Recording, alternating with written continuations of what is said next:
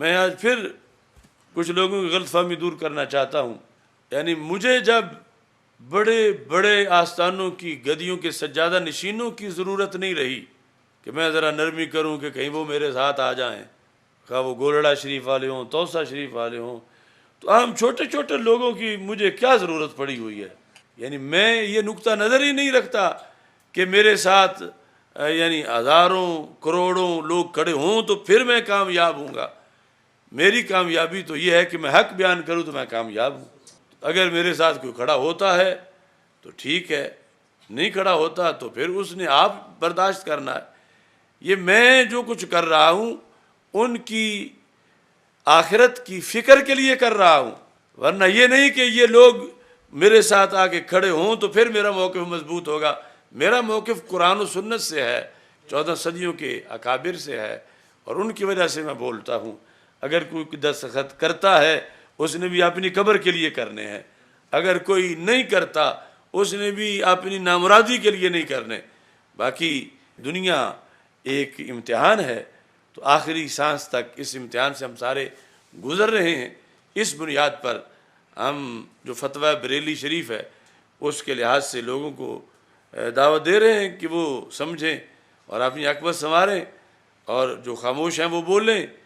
ورنہ ہم نے تو جو 4 مہینے جیل میں کورس یہ کیا تھا، روزانہ ایک دن میں کوئی 400-500 مرتبہ تو یہ ذہن میں فیصلہ کیا تھا کہ اگر دنیا کا کوئی ایک بندہ بھی میرے ساتھ کھڑا نہ ہوا تو میں یہ ذہن میں نہیں لاؤں گا کہ میرے ساتھ ایک بھی کھڑا نہیں ہے. میں صرف حق کو دیکھوں گا کہ میں نے حق بیان کرنا ہے.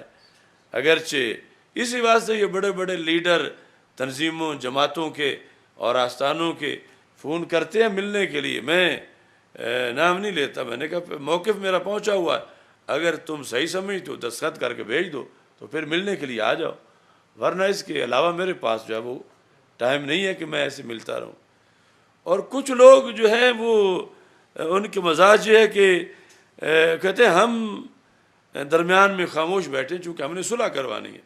تو ان لوگوں کی غلط فہمی میں دور کرنا چاہتا ہوں کہ تم جیسوں سے ہم نے صلح کروانی ہی نہیں ہے کہ تم ہمیں آ جاؤ کہ آؤ جی تمہاری فلاں کے ساتھ صلح کروائیں. صلح کس چیز کی ہے؟ بات نظریے کی ہے. یا تو نظریہ غلط ثابت کرو تو ہم دوسرے نظریے پہ چلے جائیں، یہ بھی کہو نظریہ یہ صحیح ہے، اور یہ بھی کہو کہ دوسرے جو ہیں وہ یہ اختیار نہ بھی کریں پھر بھی صلح کر لو، تو قبر تو آ سکتی ہے. ایسے لوگوں سے صلح نہیں ہو سکتی. لہذا یہ جو اس طرح کے درمیان کچھ مصلحین بیٹھے ہوئے ہیں کہ نہیں ہم نہیں بولیں گے اس لیے کہ ہم فریق بن جاتے ہیں، ہم نے صلح کروانی ہے، تو تم اپنی خام خیالی ختم کر دو. تم جیسوں کے کہنے پر کبھی کوئی صلح نہیں ہوگی، چونکہ صلح اسی پر ہوگی کہ وہ اس موقف کو تسلیم کریں گے تو صلح ہو جائے گی. اگر تسلیم نہیں کریں گے تو ہمیں تو 100% سے زیادہ شرح صدر ہے کہ جو بیان کر رہے ہیں وہ حق ہے اور وہ اہل سنت کا موقف ہے، تو اس کو انشاءاللہ بیان کرتے رہیں گے.